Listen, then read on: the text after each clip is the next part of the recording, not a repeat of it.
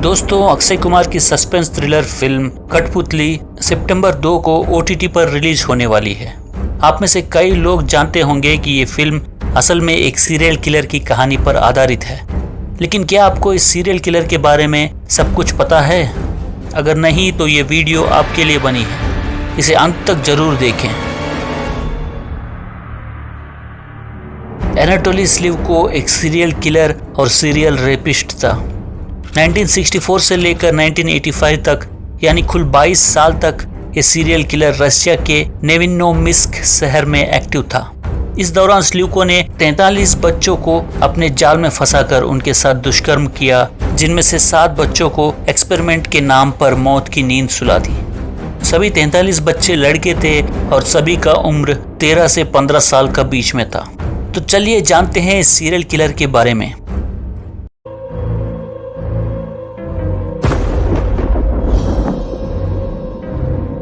Anatoly स्लिवको 28 दिसंबर 1938 को रसिया के इजरबास डैगिस्तान में पैदा हुआ।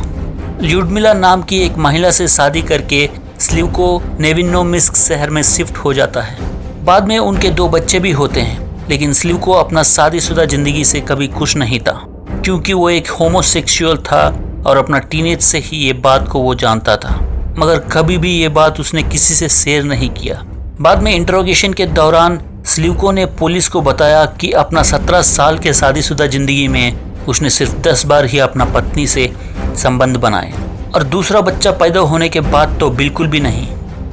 तो हुआ यूं कि 1961 के एक दिन अपना किसी काम से कहीं जा रहा था और उसी रास्ते में एक सड़क दुर्घटना होता है, जिसमें एक शराबी बाइकर सड़क पर चल रहे कुछ लोगों को टक्कर मार देता है, जिसमें एक टीनेज लड़का गंभीर रूप से घायल हो जाता है और जिंदगी और मौत के बीच तड़प रहा होता है। उस बच्चे ने यंग पायनियर्स की यूनिफॉर्म पहनी हुई थी।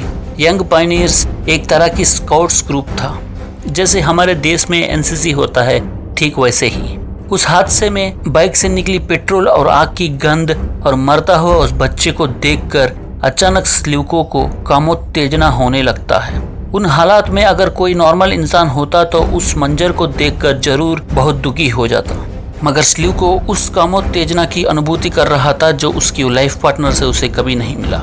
उस घटना के बाद स्लिवको के दिमाग में खतरनाक ख्याल आने शुरू हो चुके थे। 1963 में उसने चेरगिड नाम का एक चिल्ड्रंस क्लब की स्थापना कर दी, ताकि उस क्लब में आने वाले बच्चों को अपना शिकार बनाकर सेक्सुअल प्लेजर्स का आनंद ले सके। बाहरी दुनिया को दिखाने के लिए स्लिवको उस क्लब में कई सारे अच्छे एक्टिविटीज करता था और वर्ल्ड वॉर 2 के दौरान जर्मनी द्वारा किए गए अत्याचारों पर डॉक्यूमेंट्री वीडियोस बनाया करता था। इन डॉक्यूमेंट्रीज की वजह से स्लिवको शहर में काफी फेमस बन गया था। अब एंटनी स्लिवको अपना शिकार ढूंढने लगता है। सबसे पहले वो क्लब में आने वाले किसी एक बच्चे को चुनता था जिसका उम्र 15 साल या उससे कम हो और कम हाइट का हो। ऐसा इसलिए क्योंकि स्लिवको को लगता था कि बच्चे अगर 15 साल से ज़्यादा उम्र के होंगे या ज़्यादा लंबे होंगे तो उनको कंट्रोल कर पाना मुश्किल होगा।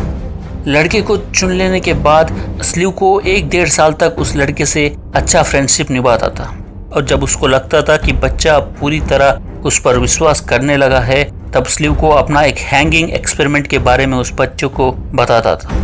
वो बच्चों से कहता था कि इस एक्सपेरिमेंट को करने से उनकी रीढ़ की हड्डियां स्ट्रेच हो जाएंगी, जिससे उनकी हाइट बढ़ जाएगी, जबकि असल में ऐसा कुछ नहीं था। कई बच्चों को यह भी पता था कि इस एक्सपेरिमेंट के दौरान वे बेहोश हो सकते हैं, लेकिन स्लिवको उन्हें भरोसा दिलाता था कि उनको वो वापस होश में ला देगा।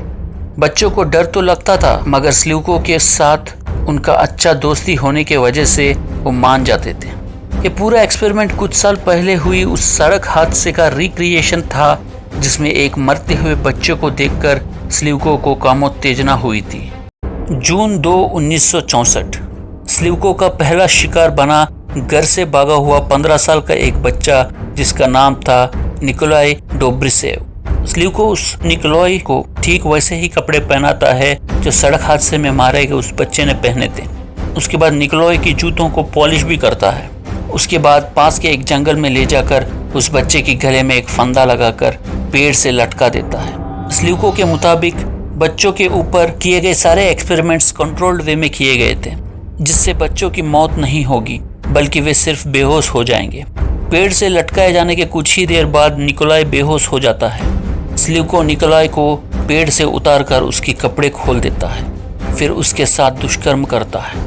इतना ही नहीं, स्लिवको इस पूरे सो कॉल्ड एक्सपेरिमेंट का फोटोज लेता है ताकि कई महीनों तक उन फोटोज को देखकर अपना दरिंदगी को शांत कर सके।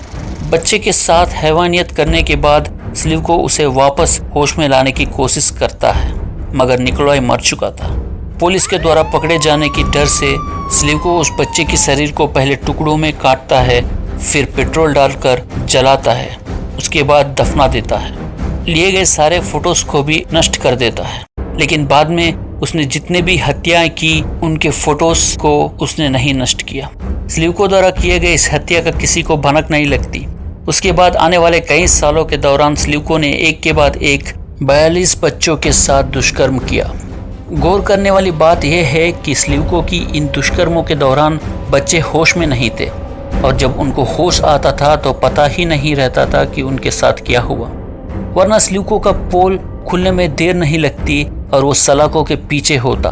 स्लिवको का इन हैवानियत भरी एक्सपेरिमेंट्स के दौरान 43 में से कुल 7 बच्चे अपना जान गंवा देते हैं, क्योंकि इन 7 बच्चों को वो होश में नहीं ला पाता, और मारे गए बच्चों के जूतों को काटकर ट्रॉफी के तौर पर स्लिवको अपना पास रखता था। पुलिस इन्वेस्टिगेशन करती रही, मगर इस सीरियल किलर के कोई सुराग नहीं मिले। आखिरकार नवंबर 1985 में सेर्गेई पावलोव नाम का एक बच्चा अचानक लापता हो जाता है।